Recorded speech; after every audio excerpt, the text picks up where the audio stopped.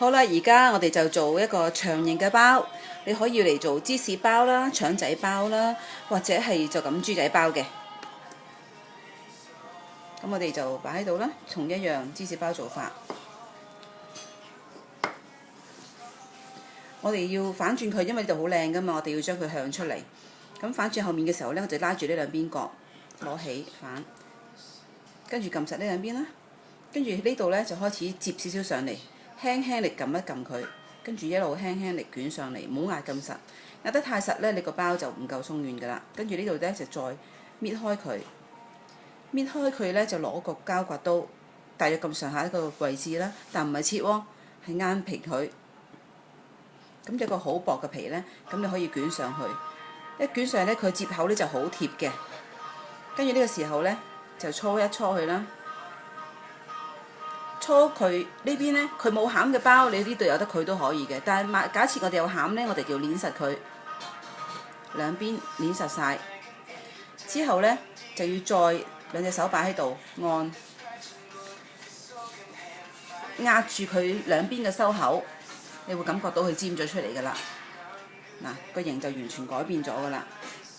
咁呢個就係有餡嘅包，就要兩邊封實佢啦。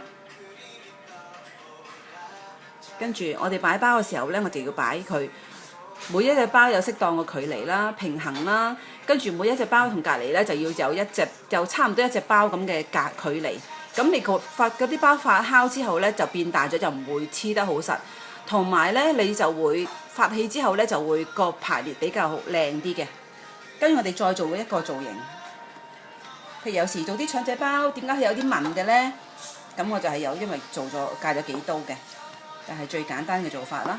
咁呢個呢，你就要盡量將佢拉長啲，拉長啲之後呢，一樣啦，都係要掹住4個角，等佢反轉嘅。跟住我哋譬如有腸仔喺度啦，咁我哋就捲實咗腸仔之後呢，就切。首先將佢中間切開，跟住再每一邊分成3條，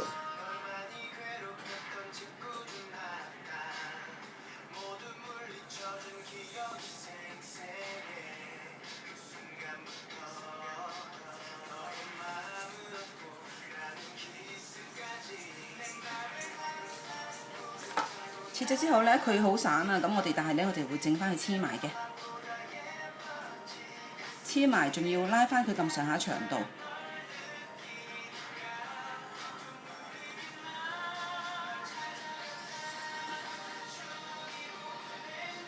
整好之後呢，我哋就繼續捲上去，但係唔好壓佢喎，一路捲上去，捲剩翻咁少嘅時候呢，我哋同樣嗰個做法，就係要用呢個膠刮刀將佢撳扁呢啲夾口，跟住再捲上去。